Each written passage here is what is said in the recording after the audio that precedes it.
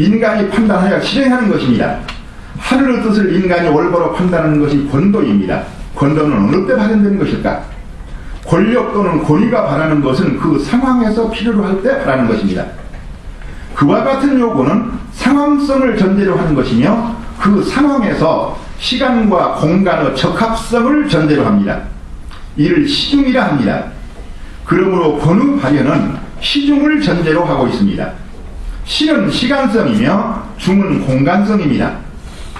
중은 하늘의 실체이며 시는 도가 발현되는 적시성을 말합니다. 권은 도를 실현하는 것이기 때문에 도 발현은 시공의 적합성을 전제로 하고 있습니다.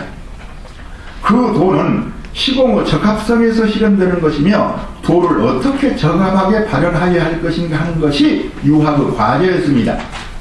이를 보다 구체적으로 지적하면 명명덕 친민 지어지선 하는 것은 시중해야 할 것이며 수신제가 치국천하는 것은 그 수신이 실현되는 도의 내용이 되는 것입니다. 인간은 하늘의 도를 덕으로 실현하는 것입니다. 따라서 하늘과 인간은 도와 덕의 관계로 이루어지게 됩니다. 이를 헤아리는 것이 인간의 권이며 이를 판단하고 실현하는 것이 권도입니다. 중이란 하늘의 실체를 형상적으로 말한 것입니다. 하늘은 천도를 실현하지만 그 실체가 없기 때문에 인간이 천도를 실현하기 위해서는 덕으로서 베풀어야 하는 것입니다. 이를 알맞게 헤아리는 것이 권이며 이를 판단하여 실천하는 힘이 권력입니다. 천도의 중이 인간의 덕으로서 바라는 것은 시간적 알맞음과 공간적 적합성이 있어야 합니다. 그것이 시중입니다. 시중으로서 발현되는 덕은 고정 불변적인 것이 아닙니다. 그 상황에 따라서 적합한 모습을 나타내는 것입니다. 중용에서 우리가 말하는 군자 시중이라고 하는 것이 그것입니다. 인간에게서 발현되는 권도는 어느 경우에 있어서도 천도를 벗어나지 못합니다. 여기에서 권도는 경을 실현하는 수단이라는 것을 알게 됩니다.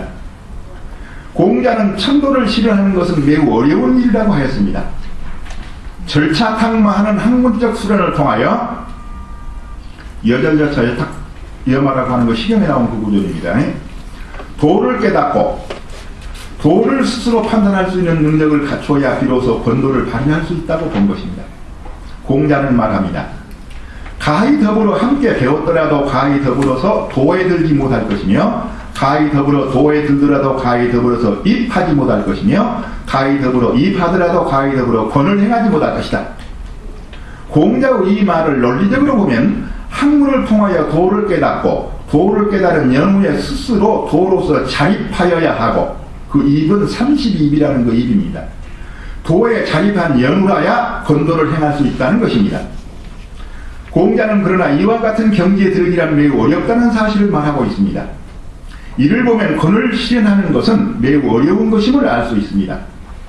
권은 도의 지극한 실현입니다. 물건의 경중을 헤아리는 것과 같이 도를 헤아릴 수 있어야 권도를 실현할 수 있습니다. 도를 헤아리는 것은 경을 실현하기 위한 것입니다. 경이란 천도이니 인간이 도를 실현하기 위해서는 참다운 천도의 실체를 알아야 합니다. 이를 알고 실현하는 것이니 권은 경을 실현하는 수단이 되는 것입니다. 공자는 그러므로 권이란 도로서 자립하여 사세를 헤아릴 수 있어야 이를 실현할 수 있다고 본 것입니다. 공자는 이와 같은 정신에서 하늘의 도와 인간의 덕을 실현하는 것을 일생의 사명으로 삼았습니다. 도와 덕을 실현하는 방법으로서 예약을 바로잡고 위의를 갖추어 덕을 베풀었으니 이는 인간 공자로서 권도를 행하는 모습이었습니다. 이것이 권도의 이유로서 공자의 권위였습니다. 그와 같은 공자의 권위를 지적한 것은 논어 잘 아실 겁니다. 향방편에 나와 있습니다. 공자가 군주명에는 귀를 잡고 몸을 굽혀서 조심하고 위로는 의팔 때와 같은 높이로 하였고 연향의에서는 온화한 얼굴빛을 하였던 것은 모두가 다 예를 통하여 권을 집행하는 의를 나타낸 것입니다. 이와 같이 유학의 권위는 도를 헤아리고 이를 실현하는 모습인 것입니다. 공자 이후 세교가 쇠퇴하여 천도를 실현하는 노력은 더욱 어려워지게 되었습니다. 맹자의 시대에는 이단 사설이 일어나서 도를 실현하는 노력을 더욱 더욱 힘쓰지 않으면 안 되었습니다. 따라서 맹자의 권은 보다 적극적인 수단으로 나타나게 된 것입니다. 순우본이 맹자에게 물었습니다. 남녀 사이에 주고받는 것을 직접 하지 않는 것이 예의입니까? 맹자가 답하였습니다. 그것이 예의다. 순우본이 다시 물었습니다. 형수가 물에 빠져 있으면 손을 내밀어서 끌어내 주어야 합니까? 맹자가 답하였습니다. 형수가 물에 빠져 있는데 구해주지 않으면 이는 시랑 승량이다. 남녀가 물건을 직접 주고받지 않은 예이며 형수가 물에 빠져 있을 때 구해주는 것은 권이다 하였습니다.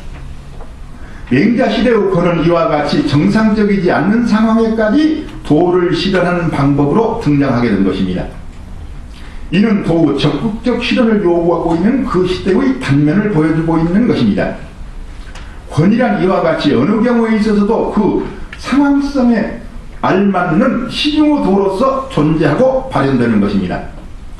이는 흡사중용에서 시중이란 어느 곳에서나 중을 실현하는 것을 말하는 것처럼 권도 또한 어느 상황에서나 그에 맞는 판단과 그 알맞음을 헤아리고 이를 실현하는 것입니다. 권은 도를 실현하는 것으로서 경을 발현하는 수단입니다. 따라서 권은 경을 실현하는 방법입니다. 위에서 맹자가 말하는 수익, 형수가 물에 빠졌다고 하는 경우에도 원지수, 손을 내밀어서 꺼내준다고 하는 원지수라고 하는 권의 수단을 통하여 형수를 구하는 목적을 이룬 것입니다. 이는 형수를 구하는 것이 도이기 때문에 원지수라는 권을 통하여 그 도를 실현한 것입니다. 우리는 여기에서 권도는 어느 경우에 있어서도 도를 실현하는 것을 목적으로 발현되는 것임을 알 수가 있습니다.